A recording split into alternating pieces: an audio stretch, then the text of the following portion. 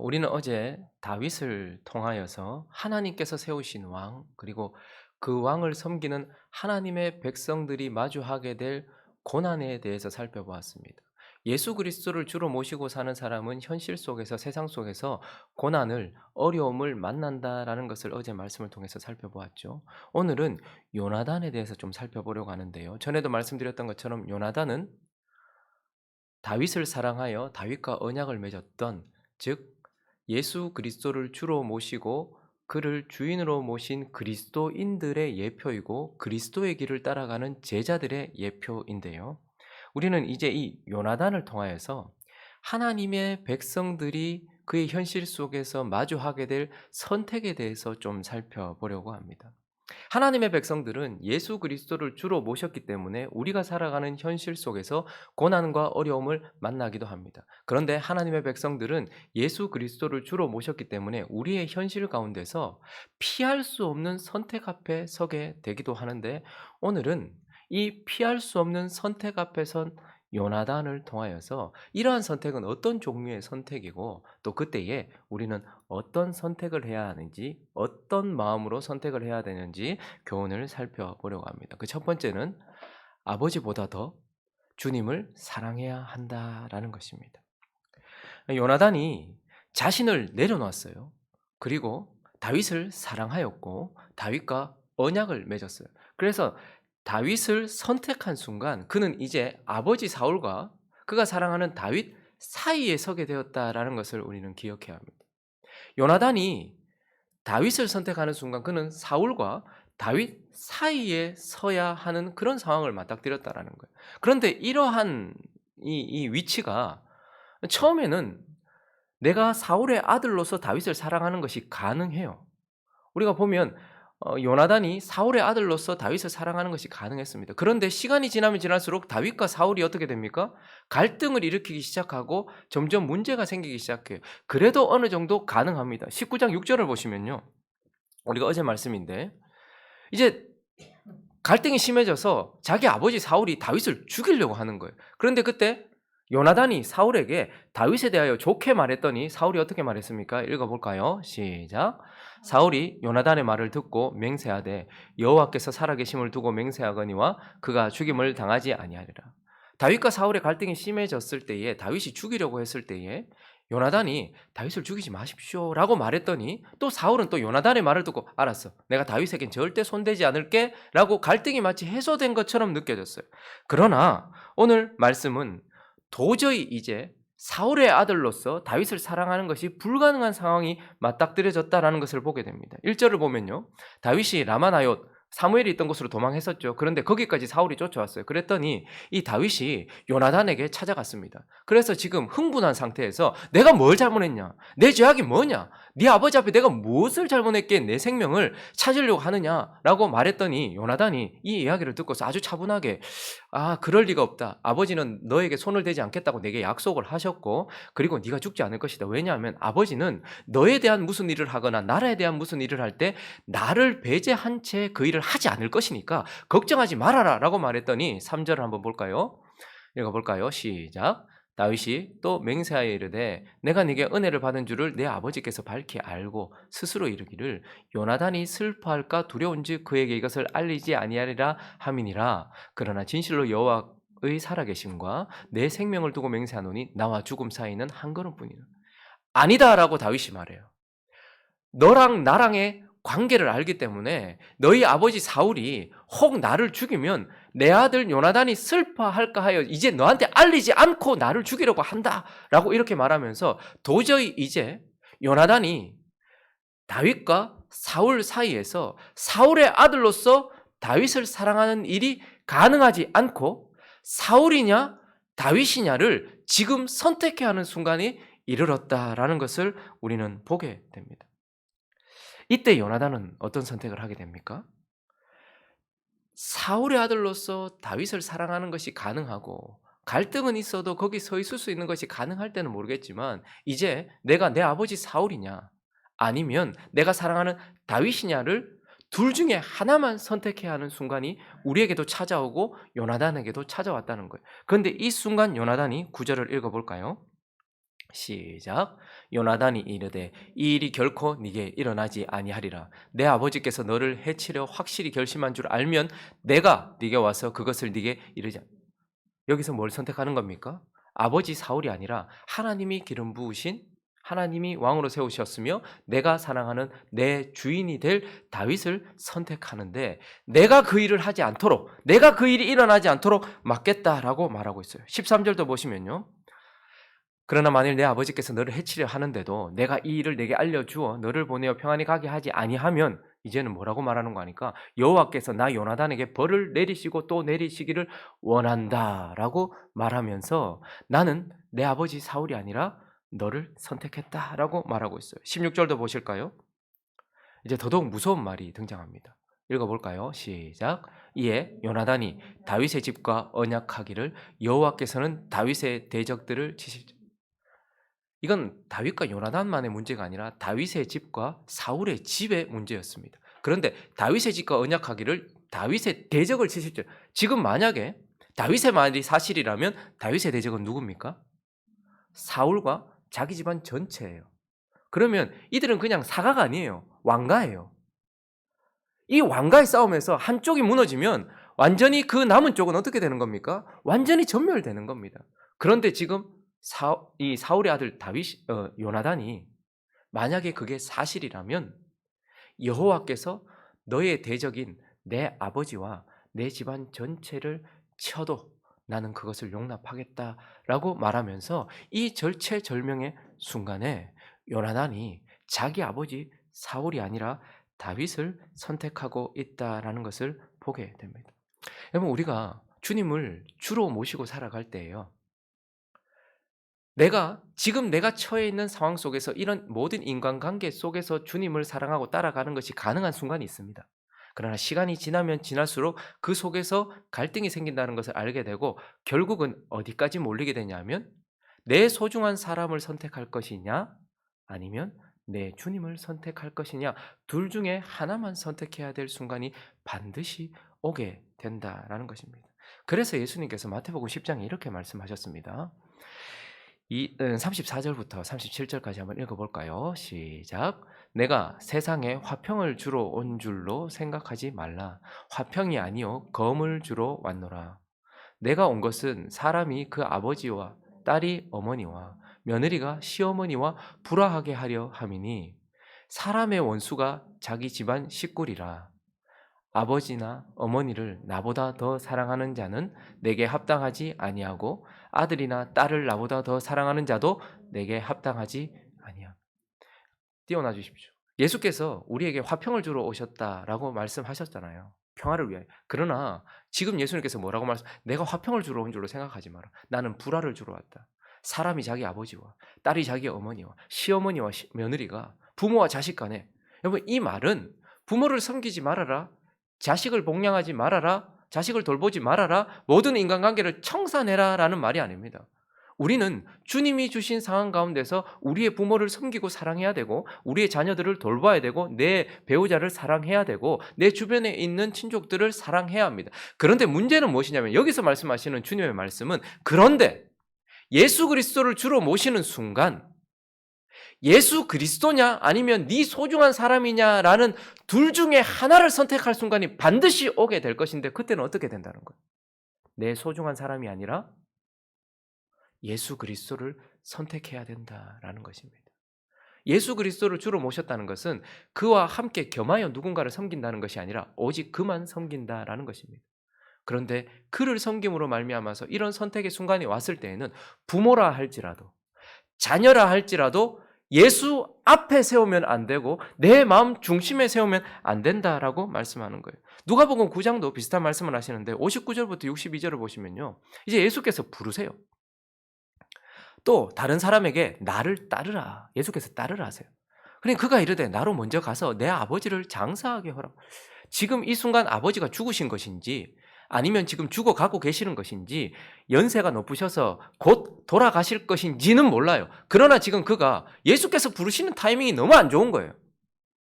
그런데도 주님이 그렇게 허락하옵소서라고 했을 때 주님이 뭐라고 말씀하시는 거예요? 이르시되 죽은 자들로 자기의 죽은 자들을 장사하게 하고 너는 가서 하나님의 나라를 전파해라 라고 하는 순간이 온다라는 거예요. 61절도 보시면요. 또 다른 사람에게 이르되 주여 내가 주를 따르겠는 주님 불렀어요? 따르겠습니다. 그런데 나로 먼저 내 가족을 작별하게 하소서. 이게 그냥 단순히 안녕하고 오는 게 아니라 가족에 대한 모든 것들을 다 정리해 놓고 이거 뭔가 내가 없으면 내가 빠지면 가족에 문제가 생길 것 같으니까 이 문제 좀 해결해 놓고 가도록 허락해 주십시오. 이건 너무 합리적인 것이고 당연한 것 아닙니까? 왜냐하면 가족은 하나님께서 묶어주신 가장 소중한 관계잖아요. 그런데 62절에 예수께서 이르시되 손에 쟁기를 잡고 뒤를 돌아보는 자는 하나님 나라에 합당치 아니하다라고 말해요. 여러분 이 말은 가족을 돌보고 부모를 돌보고 내 아비와 어미에 대한 효를 다하는 것을 금지하는 말씀이 아니라 그러한 상황 가운데 있을 때 최선을 다해야 되지만 그러나 주님이 그때에 만약에 부르신다면 그때는 어떻게 된다는 거예요? 부모를 위한 일이나 내 가정을 위한 일이 아니라 내 하나님 아버지를 위하고 하나님 아버지의 나라를 위하여서 이걸 선택해야 된다는 거예요. 제 주변에 어떤 선교사님이 계십니다. 그도 안 못해요. 그런데 그분이 하나님께 강력한 부르심을 받고 선교지로 나가기로 그것도 먼 땅으로 나가기로 부름을 받았어요. 그런데 아직 부모님들도 예수를 믿지 않고 그의 형제 자매들도 예수를 믿지 않아요. 그러니까 이 마음속에 주님 그런데 내 아버지 어머니에게라도 복음을 전하고 그리고 그들이 교회라도 좀 나가고 나면 혹은 내 언니 동생들 내 누나 이렇게 그들이라도 예수를 좀 믿고 나면 내가 나갈게. 근데 주님께서 이 말씀을 주신 거예요. 그랬더니 그때는 어떻게 해야 되는 것입니까? 많은 사람들에게 손가락질 할 수도 있고 야 외국인들한테 복음 전하기 전에 너가 엄마 아빠부터 살리고 가야지 라는 비난을 받기도 하고 야 집안은 팽개친 채 그렇게 가도 돼? 라는 비난을 받기도 하고 그리고 부모님들 뭐라고 하겠습니까? 그들은 예수를 믿지 않아요. 하나님에 대한 마음이 너무 어려워지는 거예요. 내 사랑하는 자녀를 하나님이 빼앗아서 저 먼 나라로 데리고 간 것처럼 생각이 되어지지 않겠습니까? 그런데도 이러한 순간에 내가 주님이냐 아니면 내 소중한 사람이냐 둘 다 선택할 수 있으면 제일 좋아요. 대부분은 우리는 내 사랑하는 사람들을 사랑하면서 주님을 섬길 수 있습니다. 그러나 믿음의 분량이 높아지고 하나님께서 나를 부르신 상황이 달라질 때에는 이 둘 중에 하나만 선택해야 되는 순간이 오는 거예요. 요나단은 사울의 아들로서 다윗을 사랑할 수 있었습니다. 그러나 이제 그 둘 중에 하나만 선택해야 되는 순간이 왔을 때 요나단은 과감하게 어떻게 하는 거예요? 다윗을 선택했던 것처럼 우리 또한 둘 중에 하나를 선택해야 될 때에는 눈물을 머금고서라도 예수를 선택해야 된다라고 우리에게 가르쳐 주고 있는 것입니다. 여러분 우리가 예수를 주로 모셨기 때문에 현실 속에 고난과 어려움을 만난다라는 말씀도 상당히 부담되는 말씀이지만 그것보다 더 마음을 힘들게 하는 것이 이런 종류의 선택을 만난다라는 것. 그런데 이런 선택이 우리한테 있더라라는 것입니다. 여러분들도 이런 선택들을 만나보신 적이 있으실 것이고 앞으로도 이런 선택이 있을 수 있을 것입니다. 그런데 그때에 내 아버지보다 내 소중한 사람보다 하나님께서 맺어주셨기도 하지만 그러나 그것보다 더 주님을 사랑해야 된다라는 것입니다. 그러나 한 단계 오늘 더 나갑니다. 두 번째 교훈은 바로 자신보다 더 주님을 사랑해야 한다라는 것입니다. 여러분 요나단의 가장 아름다운 모습은 주를 사랑하되 다윗을 사랑하되 자기 생명처럼 사랑했다라는 거예요. 17절 한번 보실까요? 앞에도 그를 그렇게 소개를 했습니다. 17절 읽어봅니다. 시작. 다윗에 대한 요나단의 사랑이 그를 다시 맹세하게 하였으니 이는 자기 생명을 사랑한 같이 그를 사랑합니다. 여러분 내게 가장 소중한 건 뭐죠? 내 생명이에요. 우리는 본능적으로 내 생명을 소중하게 생각하게 됩니다. 그런데 희한하게 우리가 살다 보면요. 내 생명처럼 사랑하게 되는 것들이 생겨요. 어떤 사람은 차를 새로 구입하면 그 차가 내 생명처럼 여겨져서 차 좀 끌리면 내가 끌린 것처럼 막 아파하는 사람도 있어요. 그런데 우리가 살다 보면 전혀 다른 존재였는데 내 생명처럼 사랑하게 되는 남자도 만나고 여자도 만나고 자식도 만납니다. 자, 그런데 우리가 이런 상황 가운데서 내가 내 생명을 보호하면서 내 생명을 사랑하면서 주님을 사랑할 수 있는 시간들이 대부분일 겁니다. 그런데 오늘 요나단은요. 내 생명이냐 나냐 아니면 주님이냐 다윗이냐 둘 중에 하나만 선택해야 되는 순간을 만나게 된다라는 것을 보게 됩니다. 대부분은 내가 나를 사랑하면서 주님을 사랑할 수 있는 그러한 상황 속에 우리는 살아갑니다. 그렇지만 믿음이 자라가고 하나님께서 걸어가라 하신 길을 걸어가다 보면 나냐 주님이냐 둘 중에 하나만 선택해야 되는 순간이 온다라는 것이고 그때 오늘 요나단은 13절을 읽어볼까요? 여러분, 지금 요나단의 이 대답들은요, 그냥 하는 대답들이 아닙니다. 한 가정이 몰락하고 한 가정을 세우는데 내가 몰락시키고 내가 아버지도 죽이고 내 어머니도 죽이고 내 자식들도 죽이고 나도 죽고 다윗을 살리겠다라는 그러한 선택의 기로에 선 순간이었어요. 그런데 13절을 한번 하반절을 보실까요? 여호와께서 나 요나단에게 벌을 내리시고 또 내리시기를 원하노라. 그 이후 읽습니다. 시작. 여호와께서 내 아버지와 함께 하신 것 같이 너와 함께 하시. 여기서 내 아버지와 함께 하신 것 같이 하나님이 분명히 사울에게 내 아버지 사울에게 기름을 부으셨던 것은 사실이에요. 그런데 저기 함께 하신 것과 같이라는 저 동사는요, 완료형으로 쓰여져서 하나님께서 기름을 부으셨지만 이제는 아니다라는 의미가 들어 있습니다. 그런데 너와 함께 하시기를 원한다라는 것은 지금 미완료 단축형이에요. 그러니까 지금 하나님께서 너에게 기름을 부으셨고 앞으로 너에게 기름 부음이 있을 것이다라고 말하면서 내 아버지와 함께 하신 것 같이 그의 아들인 이 요나단에게 함께 하게 하길 원하는 게 아니고 전혀 다른 존재인 다윗 너에게 하나님이 함께 하기를 원한다라고 말하면서 내가 아니라 어떻게 해요? 다윗을 선택하게 된 것입니다. 4절도 보시면요. 요나단이 다윗에게 이르되 네 마음의 소원이 무엇이든지. 여러분, 이런 말은 하기가 어렵습니다.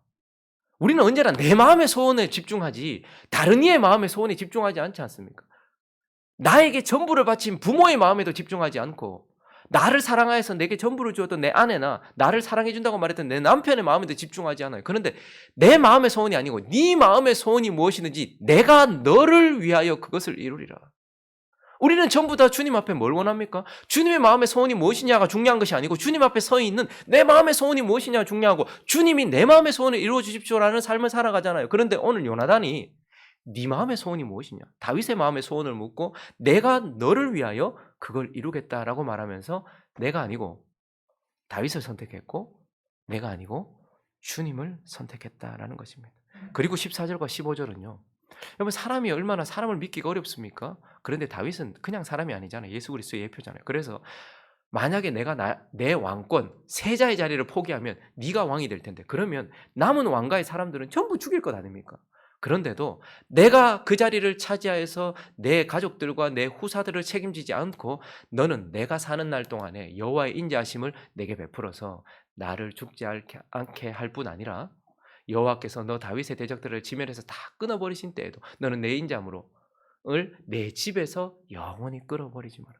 내 자식의 자식까지도 그에게 맡기고 있는 것을 보면서 요나단은 이제 나냐 다윗이냐 나냐 주님이냐 라는 그 선택의 순간에 내가 아니라 주님을 다윗을 선택한 것을 보게 됩니다. 여러분 우리가 아침마다 하나님께 신앙 고백을 하잖아요. 뭘로 신앙 고백합니까? 사도신경으로 신앙 고백을 해요. 이 사도신경에는 보면요. 거룩한 이름들이 다 등장해요. 천지를 만드신 하나님 아버지, 성부가 등장하죠. 그리고 그의 외아들, 우리 주 예수라는 이름이 등장합니다. 그리고 그분을 이 땅에 보내는데 통로가 되고 그리고 그분이 이 역사 가운데 나타나실 수 있도록 믿음으로 반응했던 위대한 이름, 마리아, 그의 이름이 등장을 해요. 그리고요. 성령의 이름이 등장을 하고요. 거룩한 공회. 그 성령으로 말미암아 구원받은 공동체인 교회의 이름이 등장해요. 그런데 여기에 어울리지 않는 이름이 딱 하나 등장해요. 누굽니까? 본디오 빌라도라는 이름이 등장합니다. 본디오 빌라도는 어떤 사람입니까? 본디오 빌라도는 예수냐 나냐라는 선택의 기로 앞에 섰던 사람이었습니다. 하나님이 은혜를 주셔서 본디오 빌라도는 예수가 죄인이 아니라는 것을 알았어요. 그의 아내를 통해서도 꿈을 통해서도 그 사람에게 손을 대지 말아라. 내가 밤에 힘들었다라고 말하면서 예수에게 손대지 말라는 것을 알았고 본디오 빌라도도 그걸 알았어요. 그래서 살리려고도 엄청 노력을 했어요. 그래서 예수를 살릴 것이냐 말 것이냐. 그런데 그 선택이 계속해서 몰고 가더니 결국 예수를 살리면 본디오 빌라도가 가이사의 반역한 사람이 되어지고 내가 무너지게 되는 상황이 펼쳐진 거예요. 그때 본디오 빌라도가 어떻게 합니까? 예수냐 나냐라는 상황 가운데서 손을 씻어버립니다. 나는 아무 상관없습니다 라고 말하면서 예수가 아니라 자기 자신을 선택했던 사람입니다. 그런데 예수는 누구에게 핍박을 받습니까? 누구에게 고난을 받습니까? 예수를 미워하던 사람들에게 고난을 받았다라고 말하지 않고 예수냐 나냐라는 상황 가운데서 예수가 아닌 나를 선택한 사람들에게 고난을 받으사 십자가에 못 박혀 죽었다라고 말합니다. 지금도요. 저 세상이 예수를 십자가에 못 박는 것이 아니라 예수를 사랑하다가 예수냐 나냐라는 그 순간에 나를 선택한 사람들에 의하여서 예수는 또다시 십자가에 못 박히고 곤욕을 당하고 있다라는 것을 우리에게 보여주고 있는 것입니다. 결국 그래서 마태복음 10장에 예수께서 또 이렇게도 말씀하셨죠. 38절과 39절도 읽어봅니다. 먼저 38절 시작. 또 자기 십자가를 지고 나를 따르지 않는 자도 내게 합당하지 아니하니라.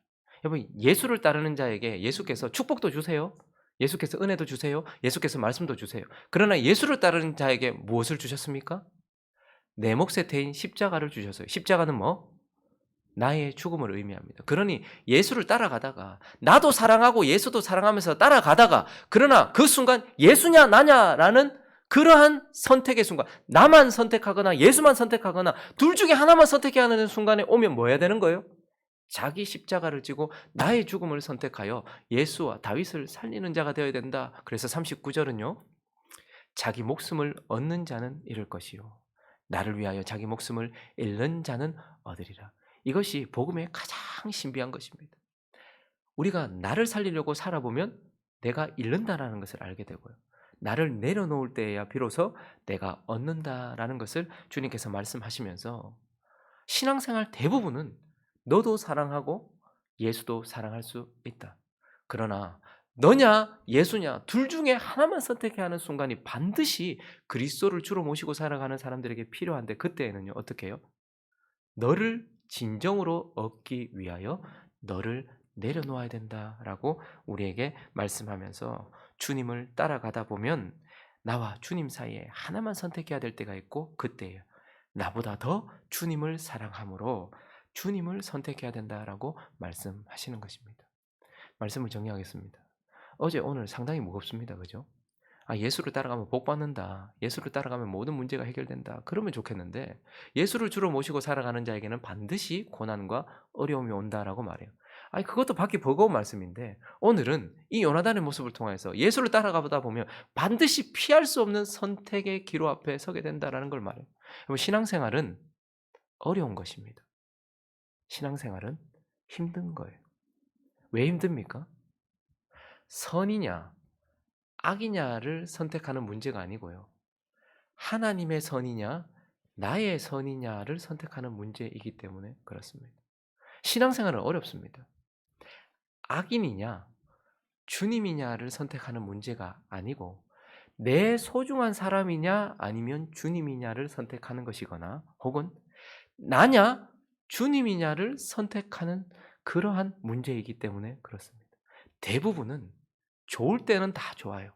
그러나 이러한 선택의 기로에서 둘 중 하나만 선택해야 되는 순간이 오면 내 소중한 사람이 그리고 나 자신이 주님을 앞서기 때문에 우리는 더 이상 진보하지도 그리고 주님께 영광을 돌리지도 못하는 때가 온다. 그래서 진짜 모든 것을 잃어버리는 때가 온다라는 것을 기억하면서 힘들고 어렵지만 이 선택의 순간에 오직 주님을 사랑함으로 오직 주님을 더 사랑함으로 오직 주님만 더 사랑함으로 나를 내려놓고 주님을 선택하는 저와 여러분 되시기를 예수 그리스도의 이름으로 축원합니다.